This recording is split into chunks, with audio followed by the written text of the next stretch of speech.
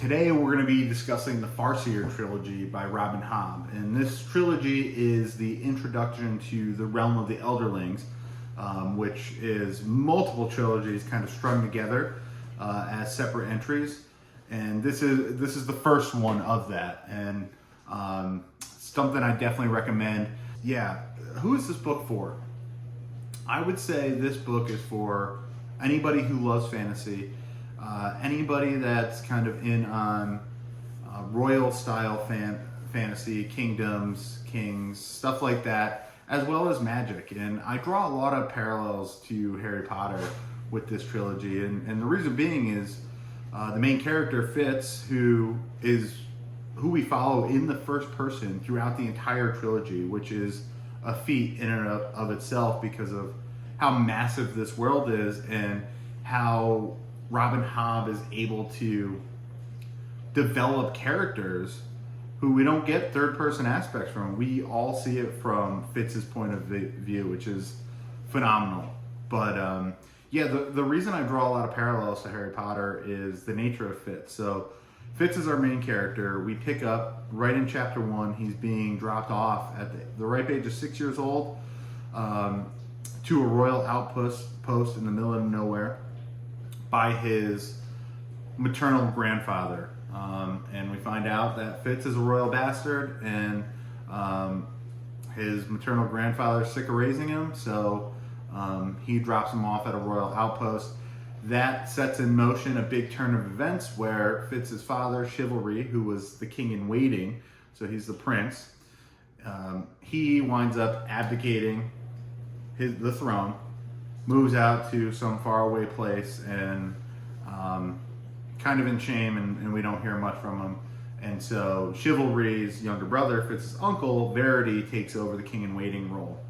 And Fitz never meets his parents. I mean, obviously he lived with his mother for 6 years, but it's odd he doesn't remember that any of that time. And a lot of that's very interesting, and there's some speculation on why that is, and has to possibly do with the magic system that works in this world. Again, another parallel, a little bit of magic happening, but it's not all about magic like Harry Potter is. So that's not part of the parallels. But the fact that, Harry didn't know his parents, Fitz doesn't know his parents, and then you have a figure like Burrich who totally reminds me of Hagrid, and Burrich kind of watches over Fitz, throughout this trilogy in a way, but almost raises him as one of his own. And Burrich was actually Fitz's father, Chivalry's right-hand man, so he kind of feels a duty to Fitz, which is pretty cool. So yeah, I notice a lot of parallels. I'll let you decide for yourself if you see the parallels, but just an awesome read. The first 2 books, incredible. The third book could leave you wanting a little bit, and I'm not the only one that'll say that. It's just a little too long. It probably could have been cut 200 to 300 pages. However, there is a lot of world building that is being done in that final book of the trilogy, Assassin's Quest. And it's one of those things where, I don't know at the time if Hobb planned on building on this world and doing other books in this universe, but looking back at it, there might be some payoffs from a lot of the things that we learn, but it didn't do service to this trilogy. Now, doesn't mean it's a bad book. It is a good book.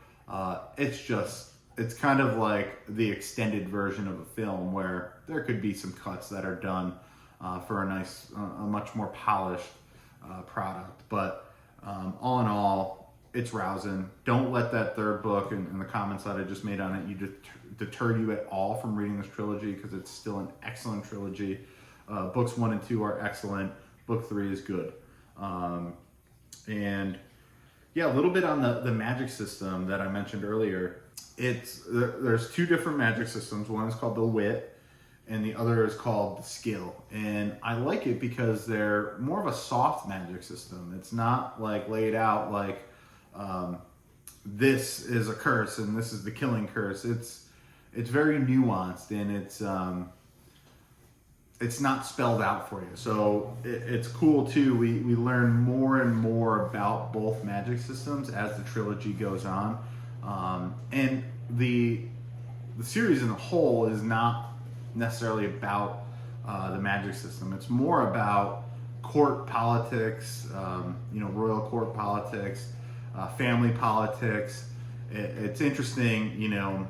Fitz is the bastard of one of three brothers. So there's Chivalry, Fitz's father, Verity,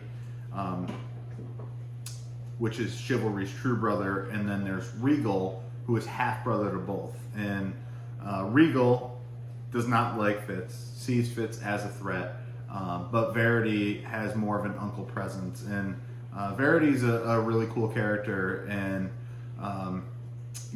somebody who grew up knowing that he was going to be second in line. So all of his duties were like that, not that he was going to be the ruler himself. So all the events of, discovering that Fitz exists kind of throws all of that off. But yeah, and Fitz is an interesting character, and, it's cool to see him grow throughout the years in this book, and get involved in court politics a little bit. As well as some behind the scenes things. So it's a really cool book, very adventurous book. And yeah, like I said, I really like the magic system in the book as well. And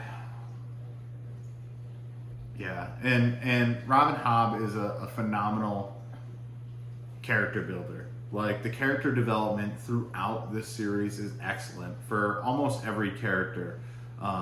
And it's interesting, if she introduces a character that, we know has been around for a while but isn't mentioned, like, she goes full stop in developing that character before anything happens there.